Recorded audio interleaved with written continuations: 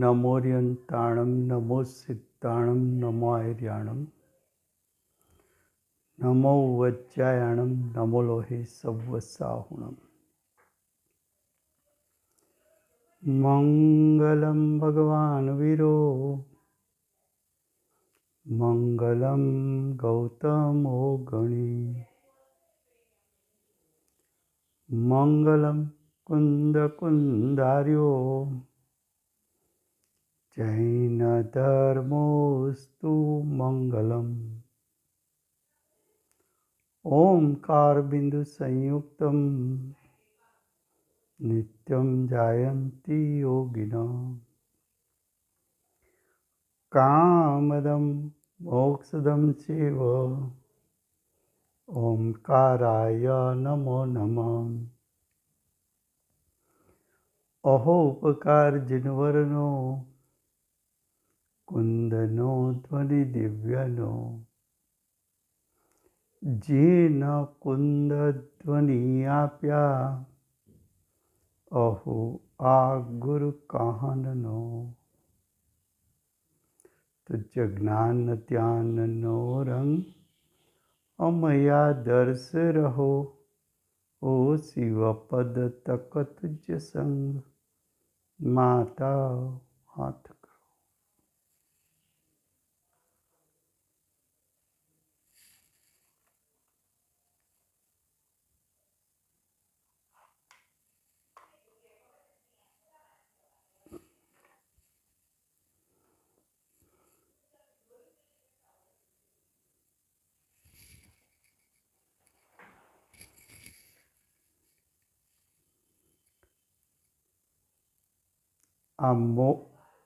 આ અષ્ટપાહુ નામનું અધ્યાત્મશાસ્ત્ર છે. એમાં છઠ્ઠું પાહુડ મોક્ષ પાહુડ ચાલે છે. મોક્ષ પાહુડની ગાથા 98 ચાલે છે. એનો ભાવાર્થ જીન આજ્ઞા એવી છે કે જીન આજ્ઞા એટલે તીર્થંકર પરમાત્માની આજ્ઞા.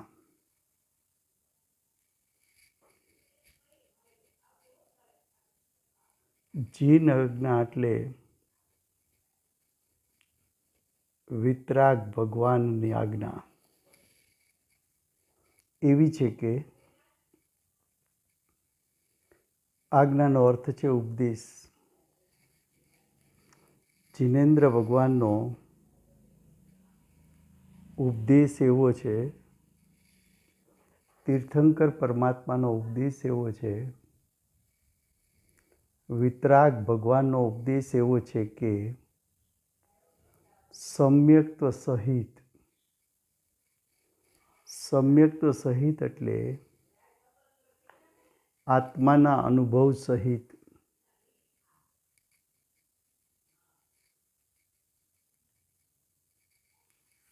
મૂળ ગુણ ધારણ કરી, એટલે કે 28 મૂળ ગુણ ધારણ કરી જે અન્ય સાધુની ક્રિયા છે તેને કરે છે.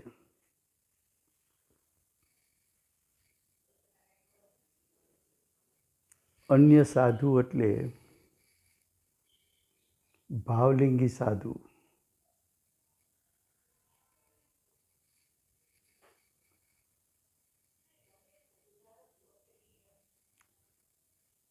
હવે મૂળ 28 મૂળ ગુણ એટલે શું?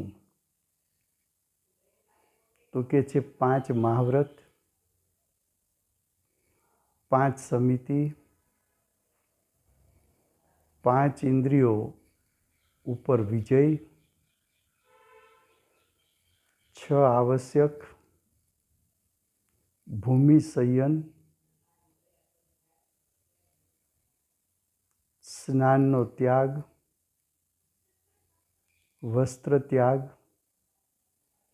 કેસલોચ, એકવાર ભોજન, ઊભા ઊભા ભોજન, અદંતોવન આ પ્રમાણે 28 મૂળ ગુણ છે તેની વિરાધના કરીને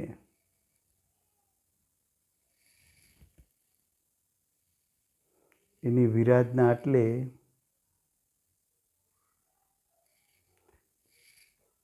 તેનું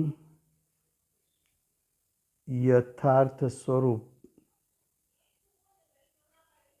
ના શ્રદ્ધાન જ્ઞાન આચરણ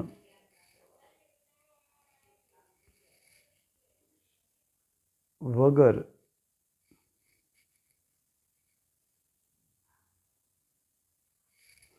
કાયોત્સર્ગ તપ કરવું, ખડગાસનમાં ઊભા રહીને તપ કરવું કે પદ્માસનમાં ઊભા રહીને તપ કરવું, મૌન શબ્દ ઉચ્ચારણ ન કરવું,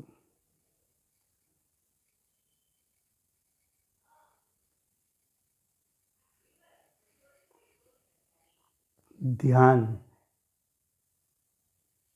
અને અધ્યયન કરે છે તો તેને આ ક્રિયાઓથી મુક્તિ થતી નથી. તેને કહેતા અજ્ઞાની દ્રવ્યલિંગીને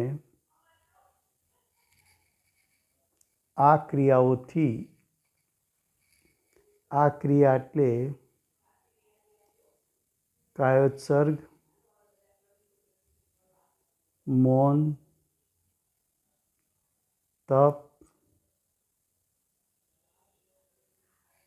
ધ્યાન,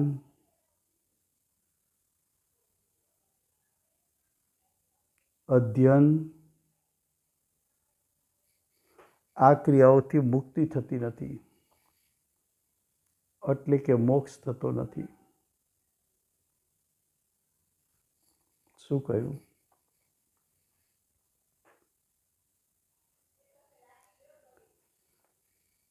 મોક્ષનું કારણ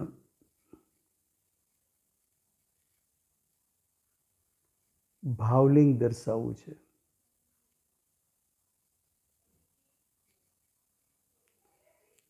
મોક્ષના કારણમાં મુખ્યતા ભાવલિંગની છે. દ્રવ્યલિંગની મુખ્યતા નથી, પણ દ્રવ્યલિંગ હોય છે ખરું. પણ દ્રવ્યલિંગ હોય અને ભાવલિંગ ન હોય તો એ જીવનો અભિપ્રાય વિપરીત હોવાથી ભાવલિંગ વગરનું દ્રવ્યલિંગ અનંત સંસારનું કારણ બને છે. હવે કે છે જે એવું શ્રદ્ધાન કરે છે કે અમારે સમ્યક તો છે જ,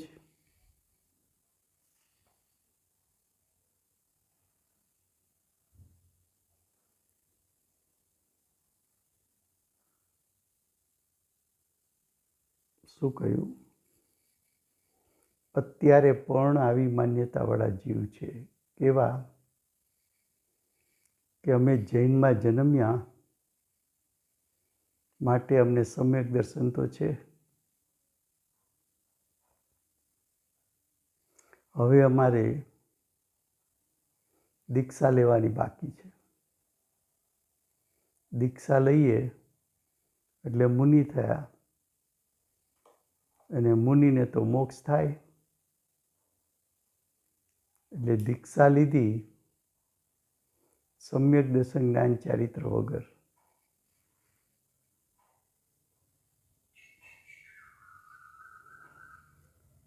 જૈનના જેટલા ફિરકા છે એમાં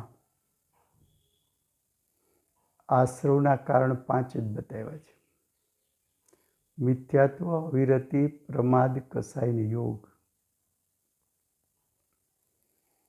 સૌએ પેલું મિથ્યાત્વ જાય, પછી અવિરતિ જાય, પછી પ્રમાદ જાય, એવું દરેક કહે છે. તો મિથ્યાત્વ જાય તો સમ્યક દર્શન પ્રગટે. આંશિક અવિરતિ જાય તો શ્રાવકપણું પ્રગટે. અવિરતિ સંપૂર્ણ જાય તો મહાવ્રત એટલે મુનિપણું પ્રગટે. તો પેલું તો સમ્યક દર્શન કહ્યું, પણ સમ્યક દર્શન છે એ આત્મ અનુભવ છે.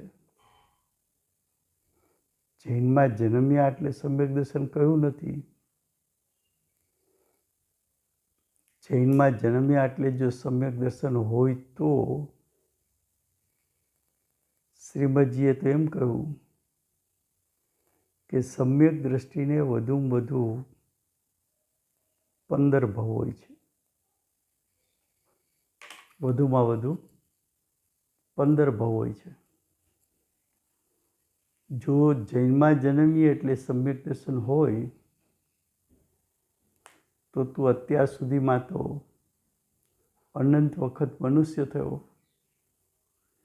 અનંત વખત મનુષ્યમાં જન્મો, તો અનંત વખત મનુષ્યમાં જન્મો તો તને અનંત ભાવ થવા જ ન જોઈએ.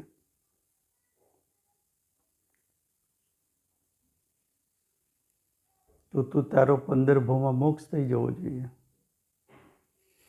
પણ તું વર્તમાનમાં મનુષ્ય ગતિમાં છો એમ બતાવે છે કે પૂર્વે તે ક્યારેય સમ્યક દર્શન જ્ઞાન ચારિત્ર પ્રગટ કર્યું નથી, મુનિપણું પ્રગટ કર્યું નથી, એટલે કે મોક્ષ માર્ગ પ્રગટ કર્યો નથી.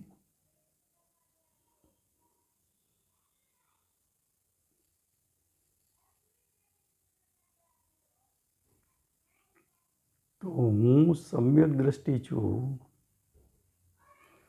અજ્ઞાની હોવા છતાં એવું માનવું એ વિપરીતતા અને મિથ્યાત્વ છે. હવે કે છે અમારે સમ્યક્ત્વ તો છે જ, બાહ્ય મૂળગુણ બગડે તો બગડો, અમે મોક્ષ માર્ગી જ છીએ. જો વિપરીત માન્યતા કેવી પ્રવર્તે છે, એવા શ્રદ્ધાંથી તો આવા વિપરીત શ્રદ્ધાંથી તો જીન આજ્ઞા ભંગ કરવાથી, જીન આજ્ઞા તીર્થંકરનો ઉપદેશ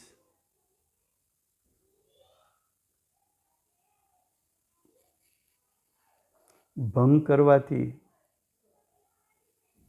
સમ્યક્ત્વનો જ ભંગ થાય છે.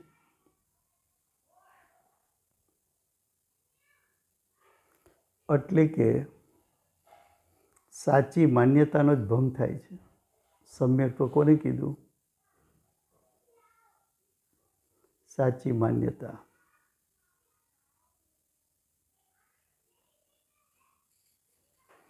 તો મોક્ષ કઈ રીતે થાય? તો કે મોક્ષ એને થઈ શકે નહીં. હવે કે છે તીવ્ર કસાયમાન થઈ જાય તો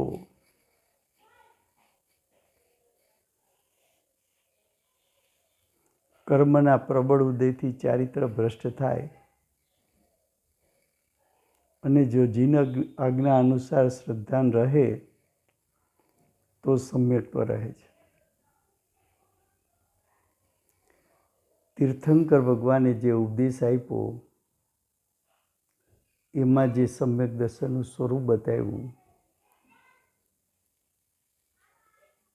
એ સમ્યક દર્શન આત્માનું નિર્વિકલ્પ શ્રદ્ધાન છે. આત્મ સ્વભાવની પ્રતીતિ છે. તો જીન આજ્ઞા મુજબ સમ્યક્ત્વની પ્રાપ્તિ કરે પછી મૂળ ગુણ એટલે કે 28 મૂળ ગુણની પ્રાપ્તિ કરે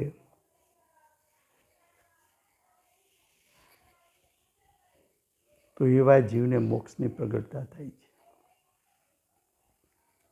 જીના આજ્ઞા અનુસાર સમ્યક દર્શન પ્રગટ કરે પણ મુનિપણું ગ્રહણ ન કરે તો ત્યાં સુધી પણ મોક્ષની પ્રાપ્તિ થતી નથી. હવે પ્રશ્ન કરે છે, મુનિને સ્નાનનો ત્યાગ કહ્યો અને એવું સાંભળ્યું છે કે જો ચાંડાળ આદિનો સ્પર્શ થઈ જાય તો દંડ સ્નાન કરે છે.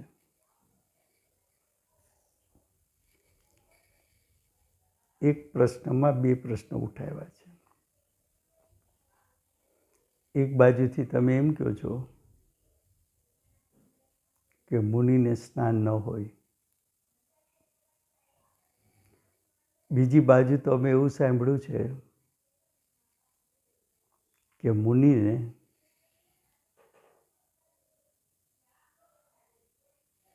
ચાંડાળ આદિનો સ્પર્શ થાય તો દંડ સ્નાન કરે છે. તો આ વાત અમને સમજાતી નથી. એવો પ્રશ્ન છે. એનું સમાધાન, જેવી રીતે ગ્રહસ્થ સ્નાન કરે તે રીતે સ્નાન કરવાનો મુનિને ત્યાગ છે. કારણ કે તેમાં હિંસાની અધિકતા છે.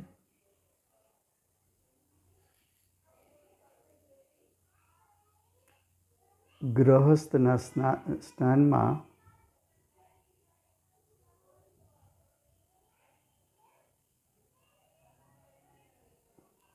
હિંસાની અધિકતા છે. મુનિનું સ્નાન આ પ્રમાણે છે.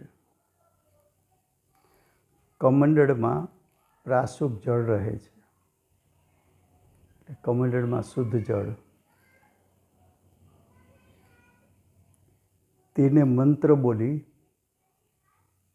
મસ્તક પર ધારા માત્ર દે છે.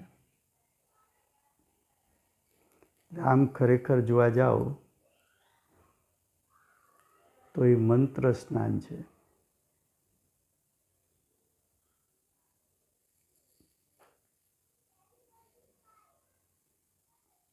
તે દિવસે ઉપવાસ કરે છે.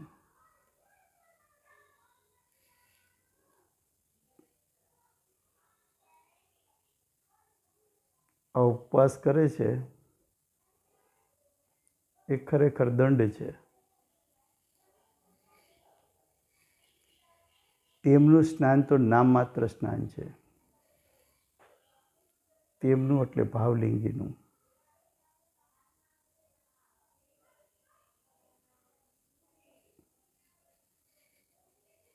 અહીં મંત્ર અને તપ સ્નાન પ્રધાન છે. એટલે મંત્રથી સ્નાન કરવું એ મુખ્ય છે. જળ સ્નાન પ્રધાન નથી, એટલે ગુણ છે. આ પ્રમાણે જાણવું. આવો પ્રશ્ન શું કામ કર્યો કે 28 મૂળ ગુણમાં એક મૂળ ગુણ એવું કહ્યું હતું કે અસ્નાનતા. તો મુનિને સ્નાન તો ન હોય તો પણ ચાંડાળ આદિનો સ્પર્શ થઈ જાય તો મુનિએ સ્નાન કરવું જોઈએ. પણ એ સ્નાન કેવું છે તો કે મંત્ર સ્નાન છે. ગાથા 99. હવે કહે છે કે જે આત્મ સ્વભાવથી વિપરીત બાહ્ય ક્રિયા કર્મ છે તે શું કરે? મોક્ષ માર્ગમાં તો કંઈ પણ કાર્ય કરતા નથી.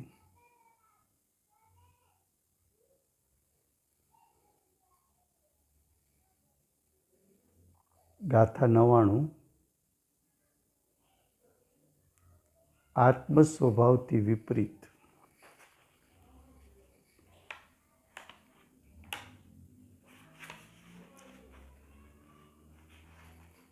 તો આત્મ સ્વભાવથી વિપરીત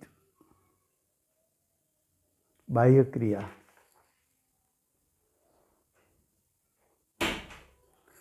એટલે આત્મ સ્વભાવથી વિપરીત એટલે આત્મ સ્વભાવથી પ્રતિકૂળ એવી ક્રિયા